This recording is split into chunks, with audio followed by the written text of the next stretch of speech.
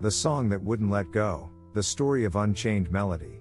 A freestyle American-English original story. The first time I heard it, I didn't hear Unchained Melody for the first time in a concert hall. I heard it in a small room, on a cheap speaker, on a night when I felt lonely. You know that kind of night, when your mind is loud, but the world is quiet. I was just scrolling, not really looking for anything, and then I heard it, "Oh, my love." And I stopped. I didn't plan to listen. I didn't even know who was singing. I just felt something pull me in. It was one of those songs that doesn't ask for your permission. It just walks into your heart like it lives there. That night, I didn't know the whole story behind it. I didn't know it was written for a prison movie. I didn't know it would be reborn again and again. I didn't know it had lived so many lives. All I knew was, this song sounds like waiting. This song sounds like loving someone who isn't here. And I wanted to know why. A love song from a prison. Most people don't know this, but Unchained Melody started in 1955. It was written for a film called Unchained. That's where the Unchained comes from. The movie was about a prisoner, a man behind bars, trying to decide if he should try to escape or stay and finish his sentence. But the song wasn't about prison walls. The song was about a different kind of prison, the prison of distance, the prison of time, the prison of waiting for someone you love. The lyricist, Henry Zarrett, and the composer, Alex North, didn't write a hard, angry prison song. They wrote a gentle, aching love song. They took the feeling of being locked away and turned it into the feeling of being far away from the person you love. So the chain in the title? It wasn't the chain on his hands. It was the chain on his heart. That's the genius. They took a story about a man in jail and made it a story for anyone who has ever missed someone. The secret formula. Why does this song hit so hard? Because it uses three powerful ideas. 1. Longing. I need you. I miss you. I'm not complete without you. 2. Time. I've been waiting a long time. 3. Hope. I still believe you'll come. Listen to the language of the song. We won't quote too much because of copyright, but we can talk about it. I've hungered. This is not just I miss you, it's I am starving for you. Lonely time. Time becomes a character. Time isn't neutral. Time hurts. Are you still mine?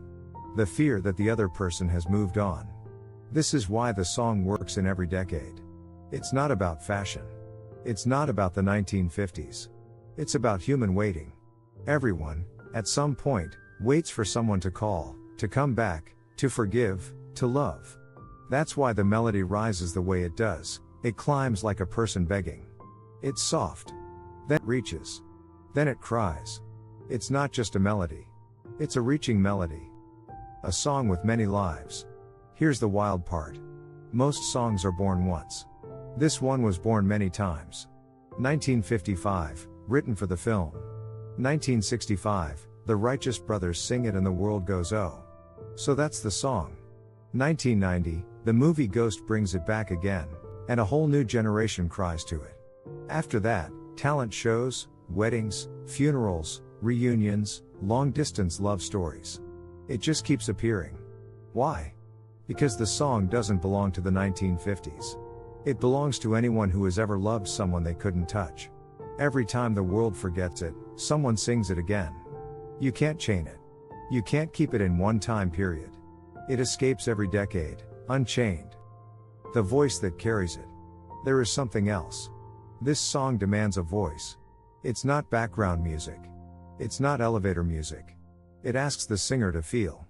That's why people remember the Righteous Brothers version so clearly, because it sounds like a man calling across water. The vocal starts gentle, almost like a whisper, and then it rises into that huge, desperate plea. That rise is important for ESL listeners. It teaches emotional English. It teaches intonation. It teaches how English can cry. Because sometimes language isn't about grammar. Sometimes it's about desire. And this song is pure desire. Why it works in love stories.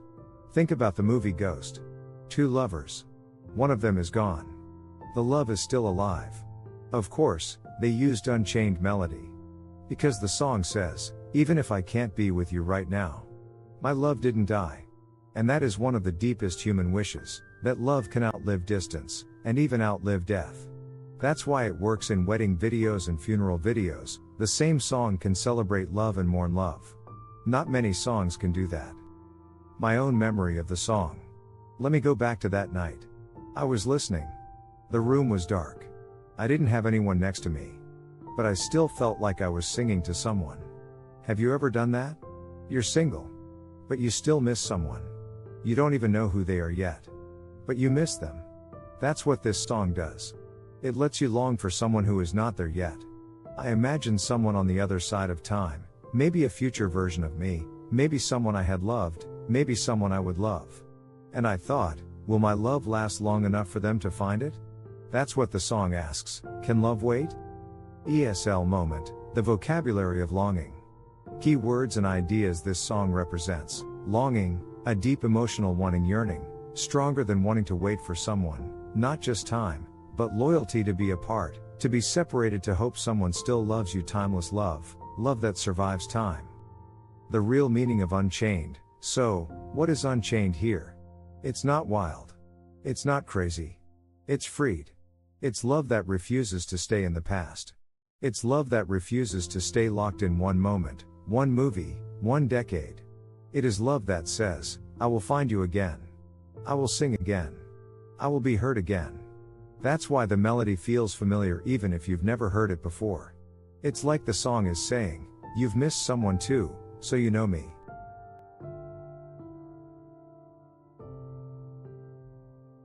Some songs are just songs. But some songs are messages from people who were lonely before you. Unchained Melody is one of those songs. It was written for a prisoner. But it ended up freeing everyone who ever waited for love. If this song ever made you stop, remember someone, or wish they were still yours, tell me in the comments. Tell me, who did you think about? Where were you when you heard it? Which version is your favorite? And if you're learning English, keep this in mind. Music is one of the easiest ways to learn emotional English. Don't just study grammar. Study the feelings behind the words. Subscribe for more stories like this, stories behind songs, behind paintings, behind places, told in simple English, but with real emotion. Because English isn't only for talking. English is for remembering. English is for loving. English is for singing someone back.